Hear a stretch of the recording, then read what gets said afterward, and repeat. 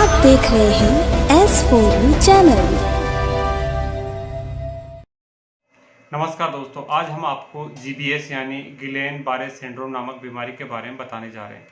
इस बीमारी में शरीर का इम्यूनिटी सिस्टम यानी रोग प्रतिरोधक क्षमता प्रभावित होकर तंत्रिका तंत्र पर असर डालती है, जिससे हाथ पांव में कमजोरी एवं झंझनाहट शुरू होती है।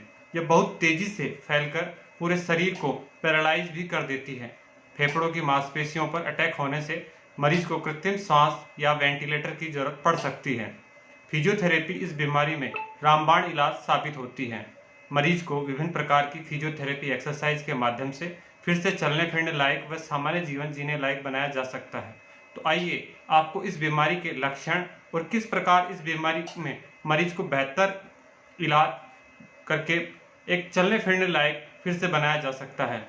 इस बीमारी का रींगस कस्बे के Takar health care and research centre पर डॉक्टर भंवर सिंह ताकर द्वारा बेहतरीन इलाज करके मरीजों को एक नया जीवन दान दिया जा रहा है। हम आपको डॉक्टर भंवर सिंह ताकर से भी मिलवाएंगे और इस बीमारी के बारे में आपको और अधिक जानकारी दिलवाएंगे। हम आपको GBS बीमारी के जिस पहले पेशेंट से मिलाने जा रहे हैं उनका नाम है फूलचंद जाट और ये खंडेला इलाके के खटुंद्रा गांव के रहने वाले हैं। GBS बीमारी के कारण इनकी हालत ये हो गई थी कि इन्हें परिजन घर से गोद में उठाकर अस्पताल लेकर आए थे और व्हील चेयर पर बैठाकर इन्हें हॉस्पिटल में दाखिल करवाया था। करीब 1 महीने और 10 दिन की लगातार मेहनत और डॉक्टरों के प्रयास से जब ये घर गए तो खुद अपने पैरों पर खड़े होकर और चलकर अपने घर गए थे। हम आपको फूलचंद जी से भी उनकी जो बीमारी थी उसके बारे में और बीमारी के बाद उन्होंने क्या इलाज लिया और किस प्रकार उन्हें लाभ मिला इसकी जानकारी भी दिलवाएंगे। ये देखिए, जब फूलचंद जी घर जा रहे हैं तो खुद अपने पैरों पर चलकर हॉस्पिटल में घूम रहे हैं। आप खुद देख सकते हैं, ये देखिए, बिना किसी सहारे के ये अपने पैरों पर चलकर जा रहे हैं। यहाँ फर्श पे चल रहे हैं और ये सीढ़ियाँ भी खुद बिना किसी सहारे के उतरेंगे।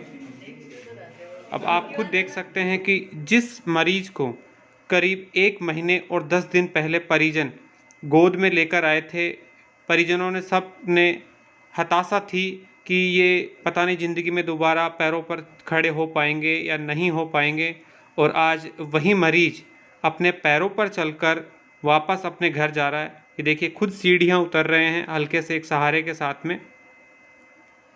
तो ताकर हॉस्पिटल की जो चिकित्सकों की टीम है, इन्होंने लगातार प्रयास किया और उन्हें वापस उनके पैरों पर खड़े करके एक नया जीवन दान दिया है। उठना बैठना, हाइट से भी उठो, नीचे से भी उठो, ऊपर बैठ के उठना है, बैलेंस बनाना है। कुछ बॉल मिल जाए, जैसे वो इनसे बॉल ना, बड़ी वाली बॉल, तो बॉल पे उल्टा लेट के ऊपर उठना है या सीधा लेट के ऊपर आना है। घोड़ा बन के जो हाथ पाँव बताए मैंने, वो सारी एक्सरसाइज कंटिन्यू रखनी है। एक्सरसाइज ये होगी तो थोड़ी फिटनेस नहीं रहेगी। तो ये होता है ऐसा है, इसमें एक बार रिकवरी आती है तो 100% पूरी आ जाती है।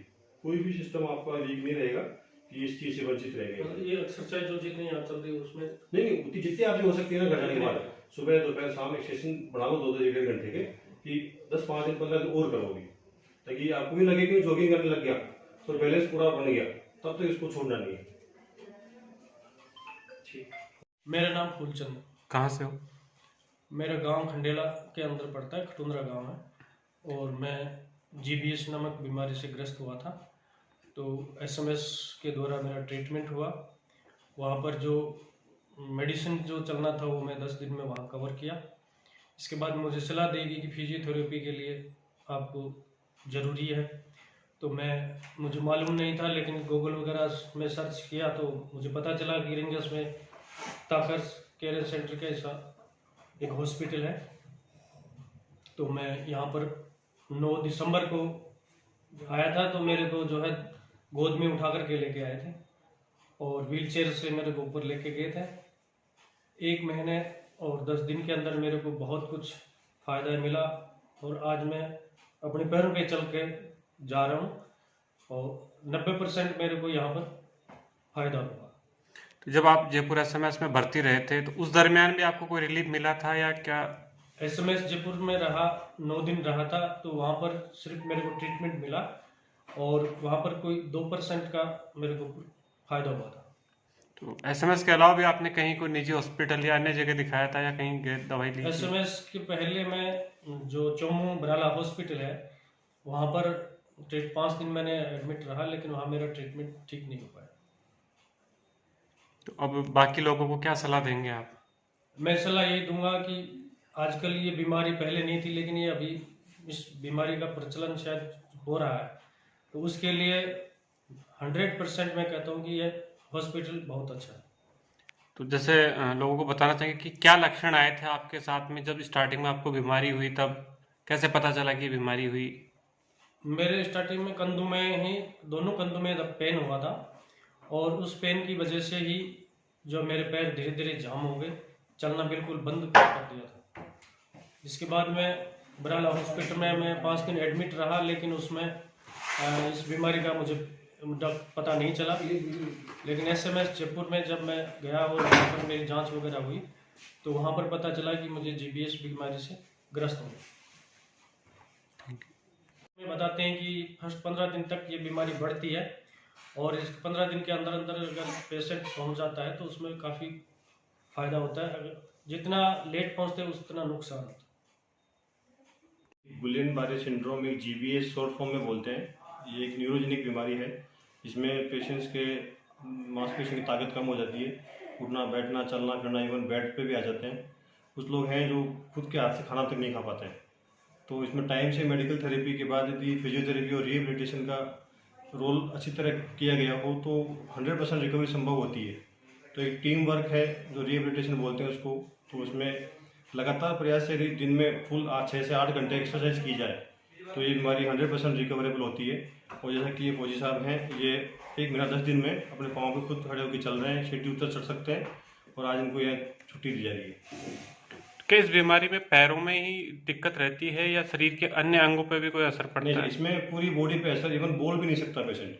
कई पेशेंट ऐसी सीरियसली होती है कि वेंटिलेटर लगाना पड़ता है, तो हाथ पाँव खाना भी नाक के अंदर से डालना पड़ सकता है। तो ये पूरी बॉडी को अफेक्ट करती है। तो संभावित क्या वजह हो सकती है इस बीमारी की? सर वजह तो ये एक बॉडी का खुद का रेस्पॉन्स होता है। इसमें ये ऐसा कुछ होता नहीं कि एक्सीडेंट हो या कोई बाहर से कोई वायरस का संक्रमण हो। ये गुलेन बारे सिंड्रोम में बीमार जो ब्रेन की जो नसें होती है उनमें ही हलचल से बीमारी होती है। कुछ केमिकल्स होते हैं रिएक्शन, जिनकी वजह से बॉडी कवर नहीं कर पाती उसको, और ये धीरे धीरे कमजोरी के रूप में बाहर निकलती है कि आज हाथ में कमजोरी आ गई या पाँव में कमजोरी आ गई। धीरे धीरे चलना बंद होता है या कुछ और बड़ी समस्या आती है तो डॉक्टर को दिखाते हैं, तो जांच से पता लगता है कि ये जीबी सिंड्रोम है।